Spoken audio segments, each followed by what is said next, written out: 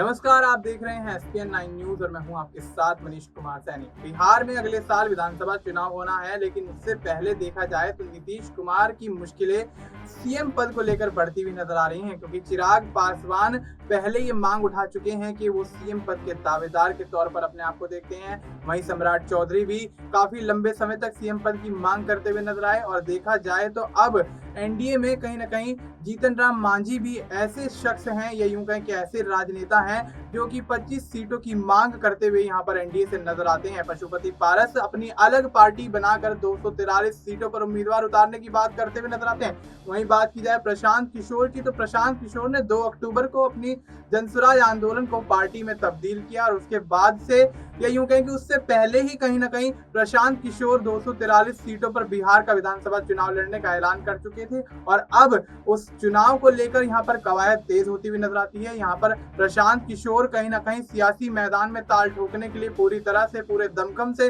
जोरों शोरों से तैयारियां करते हुए नजर आते हैं और ऐसे में अब ये देखना है कि बिहार के अंदर प्रशांत किशोर किस तरह से यहाँ पर तमाम फेरबदल करते हुए नजर आएंगे, क्या सेंधमारी वोटों में करते हुए नजर आएंगे और कितना प्रबल यहाँ पर प्रशांत किशोर के लिए राजनीति में एक राजनेता के तौर पर उतरना यहाँ पर होता हुआ नजर आएगा। तमाम यहाँ पर तमाम सवालों के जवाब यहाँ पर जानने की कोशिश करेंगे। हमारे साथ आश्रुति मौजूद है। आश्रुति, बहुत बहुत स्वागत है आपका। आश्रुति, किस तरह से देखती है प्रशांत किशोर अब तक राजनीतिक विश्लेषक के तौर पर भूमिकाएं अदा करते हुए नजर आए, तमाम राजनीतिक पार्टियों को नई नई स्ट्रेटेजी बताकर उनको चुनाव में जिताते हुए नजर आए, चाहे बंगाल ले लीजिए, दिल्ली ले लीजिए, भारतीय जनता पार्टी ले लीजिए, कांग्रेस ले लीजिए, कोई भी पार्टी ले लीजिए, कोई भी राज्य ले लीजिए, यहाँ पर प्रशांत किशोर की रणनीतियां जो रही हैं चुनाव को लेकर वो ज्यादातर यहाँ पर कारगर सिद्ध हुई हैं। कभी भी जल्दी से यहाँ पर चुनावी रणनीति प्रशांत किशोर द्वारा बनाई हुई फेल नहीं हुई है। अब क्या अपने लिए बेहतर रणनीति बना पाएंगे? क्या बिहार के विधानसभा चुनाव में उतरने के बाद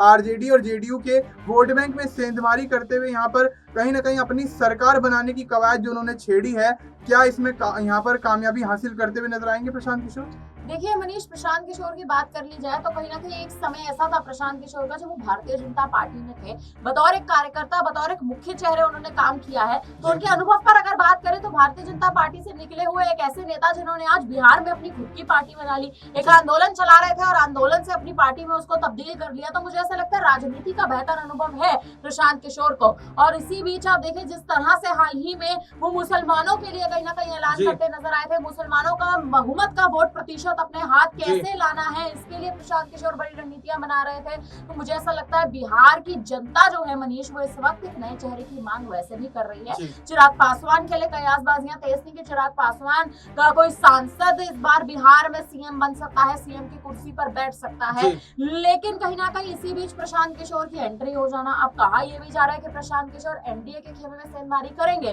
क्योंकि भारतीय जनता पार्टी ने जो प्रशांत किशोर को मौके नहीं दिए थे, वो मौकों से परेशान होकर प्रशांत किशोर ने अपनी खुद की पार्टी बनाई है और अपनी पार्टी बनाकर वो एनडीए के खेमे में तो कहीं ना कहीं सेंधमारी करने की कोशिश कर ही रहे हैं। लेकिन दूसरी ओर अगर आप देखें तो राजद यानी इंडिया गठबंधन में भी उनका प्रयास है फूट डालने का, क्योंकि जब प्रशांत किशोर ने इंडिया गठबंधन में शामिल होने के लिए अपने पांव आगे बढ़ाए थे, टिकट मांगा था, तो लोकसभा चुनाव में प्रशांत किशोर को दरकिनार कर दिया गया था और आज वही प्रशांत किशोर है जो अपनी पार्टी बना चुके हैं। तो मुझे ऐसा लगता है प्रशांत किशोर का जो ये निर्णय है इस वक्त अपनी पार्टी बनाने का, चिराग पासवान के लिए भी अब यहाँ पर मुश्किलें खड़ी होती नजर आ रही है, लालू यादव, तेजस्वी यादव के लिए मुश्किलें खड़ी होती नजर आ रही है और सबसे बड़ी बात नीतीश कुमार पर जिस हिसाब से धुआंधार बयानबाजी वो बाहर आकर करते नजर आए, अपनी पार्टी बनाकर करते नजर आए, कहते नजर आए कि जब तक बिहार में सीएम नीतीश हैं तब तक बिहार की जनता का उद्धार हो ही नहीं सकता, बिहार की जनता का विकास हो ही नहीं सकता।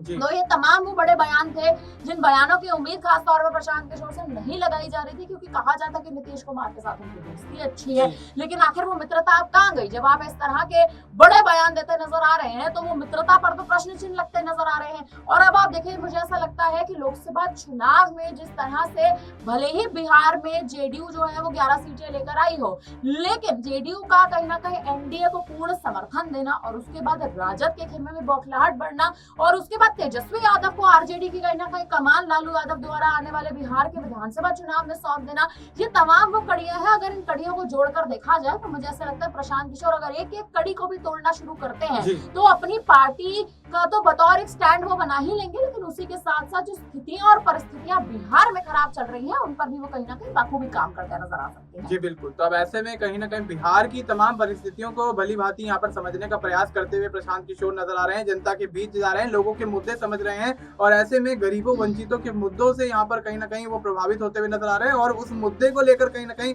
विधानसभा का चुनाव लड़ने की तैयारियां करने की पूरी यहाँ पर कोशिशें करते हुए नजर आ रहे हैं। जैसे कि आश्रुति ने बताया कि मुस्लिम वोट बैंक में सेंधमारी यहाँ पर करते हुए नजर आ सकते हैं। अब ऐसे में मुस्लिम वोट बैंक में अगर सेंधमारी करेंगे और उसके बाद अगर देखा जाए तो आरजेडी के लिए कहीं ना कहीं घातक साबित हो सकते हैं, क्योंकि आरजेडी की जो रणनीति रही है राजनीतिक तौर पर वो कहीं ना कहीं मुस्लिम यादव के फैक्टर को लेकर रही है। तो क्या मुस्लिम यादव के वोट बैंक में सेंधमारी कर आरजेडी से उनका वोट बैंक खींचने का प्रयास यहाँ पर प्रशांत किशोर करते हुए नजर आएंगे? आश्रुति, अगला सवाल ये रहेगा कि जिस तरह से मुस्लिम यादव की रणनीति अपनाकर यहाँ पर आरजेडी का यहाँ पर पत्ता साफ करने की पूरी तरह से प्रशांत किशोर तैयारियां करते हुए नजर आ रहे हैं, तो क्या लगता है क्या वाकई आरजेडी को लोकसभा चुनाव की तरह ही विधानसभा के चुनाव में, बिहार के चुनाव में एक बड़ा झटका मुस्लिम यादव फैक्टर के तहत लगता हुआ नजर आएगा? देखिए, मुझे ऐसा लगता है आरजेडी को बड़े झटके लग भी रहे हैं, क्योंकि लोकसभा चुनाव में पहले लालू यादव ये कहते नजर आए थे कि नीतीश कुमार जो बार बार सरकार बदलते रहते हैं, नीतीश कुमार जो बार बार पार्टियां बदलते रहते हैं, गठबंधन का एक वो जो उनकी नींव है वो एक स्थिर नहीं रहती है, क्योंकि जिस गठबंधन की शुरुआत नीतीश करते नजर आए थे उसी में नहीं रहे,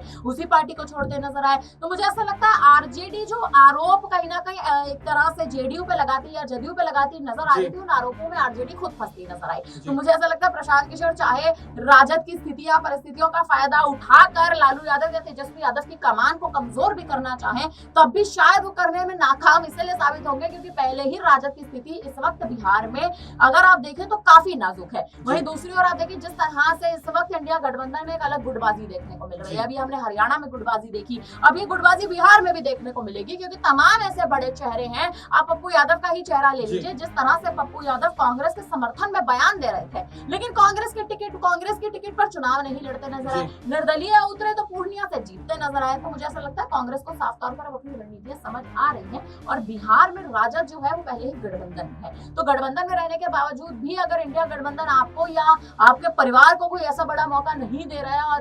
और जिस हिसाब से आप तमाम घोटालों के मामले में अकेले लड़ते नजर आ रहे हैं, अकेले आप आगे बढ़ते नजर आ रहे हैं, तो यहाँ पर प्रशांत किशोर खुला फायदा उठाएंगे, राजद के खेमे में सेंधमारी भी करने की कोशिश कर रहे हैं। देखना यहाँ पर ये है कि आखिर अब बिहार में जो 2025 के विधानसभा चुनाव है, ये 243 सीटों पर आखिर समीकरण कैसे बनेगा, क्योंकि कहा यह जा रहा था कि प्रशांत किशोर और 130 सीटों पर कहीं ना कहीं अपने नाम जो है वो यहाँ पर फाइनल करते नजर आएंगे। बाकी बची सीटों पर गठबंधन करने का प्रयास है इस वक्त प्रशांत किशोर का, क्योंकि पार्टी को राष्ट्रीय स्तर पर विकास भी देना है। तो मुझे लगता है यहाँ पर प्रशांत किशोर अब अपनी रणनीतियां बनाएंगे और रणनीतियां बनाने पर अगर कहीं ना कहीं अपना ध्यान केंद्रित रखें तो पार्टी का विकास भी बेशक देख सकते हैं। जी बिल्कुल। तो अब ऐसे में चुनावी मुद्दों को लेकर यहाँ पर रणनीतियां यहाँ पर प्रशांत किशोर बनाते हुए नजर आ सकते हैं और बिहार के विकास के लिए क्या कुछ यहाँ पर वो करते हुए नजर आएंगे, ये भी एक बड़ा सवाल बिहार की राजनीति में उठता हुआ नजर आ रहा है। क्योंकि देखा जाए तो राजनीतिक विश्लेषक के तौर पर जिस तरह से अहम जिम्मेदारी देश भर की राजनीति में निभाई है, ठीक उसी प्रकार से वो राजनीति की जिम्मेदारी यहाँ पर बिहार के चुनावी मैदान में उतरकर निभाते हुए नजर आएंगे, या फिर कहीं ना कहीं प्रशांत किशोर को पहली बार में ही एक बड़ा झटका बिहार की राजनीति में लगता हुआ नजर आएगा। क्योंकि जेडीयू और आरजेडी का जो दबदबा है वो बिहार में कई सालों से कायम है। जेडीयू में अगर बात की जाए नीतीश कुमार की, नीतीश कुमार 18 साल में लगभग 9 बार यहाँ पर सूबे के मुख्यमंत्री बनते हुए नजर आए। तो अब कहीं ना कहीं ये देखा जाए तो मुख्यमंत्री के तौर पर सीएम नीतीश कुमार के चेहरे पर ही कहीं ना कहीं मोहर लगती है, चाहे सरकार किसी की भी बने। लेकिन क्या वाकई यहाँ पर प्रशांत किशोर कोई बड़ा खेल बिहार की राजनीति में करते हुए नजर आएंगे? ये एक बड़ा सवाल बिहार की राजनीति में उठता हुआ इस वक्त नजर आ रहा है और किस तरह से यहाँ पर समीकरण बिगाड़ने या बदलने में कामयाब होंगे ये भी देखना दिलचस्प होगा। फिलहाल आपको इस मुद्दे पर क्या कुछ लगता है, आप अपनी राय हमें कमेंट करके बता सकते हैं। बाकी देश और दुनिया से जुड़ी तमाम जानकारी के लिए आप देखते रहिए SPN9।